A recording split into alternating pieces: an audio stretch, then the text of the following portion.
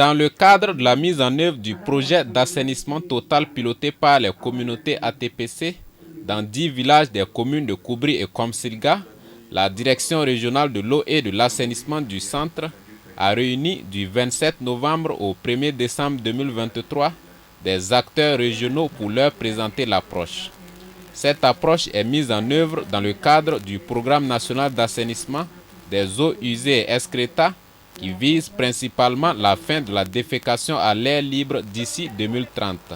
Durant 5 jours donc, il s'est agi de présenter à ces acteurs ce programme, les objectifs en lien avec la défécation à l'air libre, leur rôle et le déroulement de l'approche ATPC, avec pour objectif les villages bénéficiaires déclarés et certifiés fin de la défécation à l'air libre dans un délai d'1 an. Notre présence au niveau de la commune de Koubri aujourd'hui, c'est de réunir l'ensemble des acteurs. Parce que vous savez que l'une des stratégies majeures de l'approche ATPC, c'est qu'elle place la communauté dans son déroulement.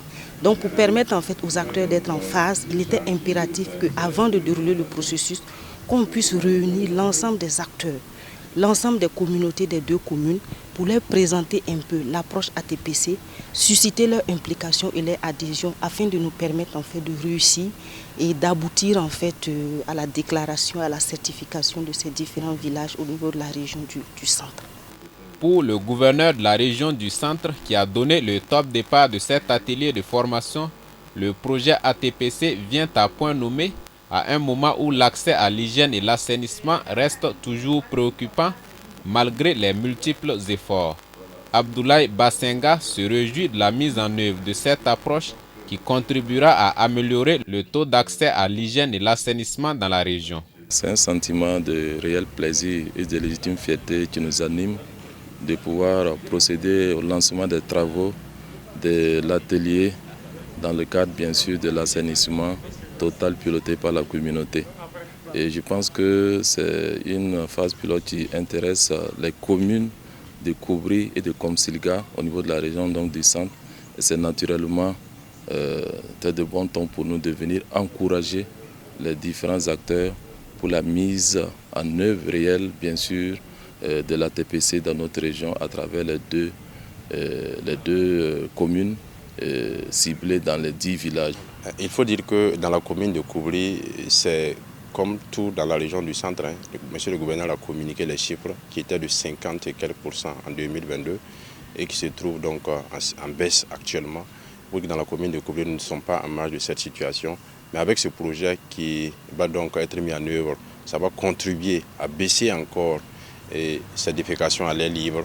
On espère que d'ici combien de mois, mais d'ici 2024, on va donc déclarer ces 10 villages FDAL pour encore changer si possible, parce qu'on a jusqu'à 26 villages dans la commune de Koubri. On espère que ça va s'étendre dans les jours à venir ou dans les mois à venir pour ces 26 villages. Cet atelier a réuni aussi bien des acteurs du domaine de l'assainissement que ceux de la santé et de l'éducation, comme le point focal santé et hygiène menstruelle à la direction de la promotion de l'éducation inclusive et de l'éducation des filles et du genre au MENA-PLN, pour qui cet atelier de formation est d'une importance capitale. Cet atelier est très important parce que depuis 4-5 ans déjà avec UNICEF, tout ce qui est de l'assainissement a trait également à la gestion de l'hygiène menstruelle. Quand on parle de l'eau, quand on parle d'infrastructure WASH, il faut forcément imbriquer la santé et l'hygiène menstruelle dans ce programme-là. Donc pour moi, c'est la bienvenue parce que je vois déjà un canal pour insérer tout ce qui est problème en lien avec la gestion de l'hygiène menstruelle. Durant ces 5 jours de formation, plusieurs communications ont été données par des agents de la direction de l'eau et de l'assainissement du centre et ceux de la direction générale de l'assainissement des eaux usées et excréta, avec à la clé une phase pratique. Les participants ont donc stimulé les bonnes pratiques d'hygiène et d'assainissement et des pratiques à même de mettre fin à la défécation à l'air libre. C'est une simulation qu'on fait avec les différents acteurs pour les amener déjà à pratiquer les différents outils qui doivent être déroulés avec les communautés. Donc c'est vraiment une initiation et pour essayer de voir comment est-ce que les différents acteurs maîtrisent le déroulement de ces outils-là et pouvoir les corriger, revenir sur certaines choses avant d'aller sur le terrain pour dérouler cela avec les communautés.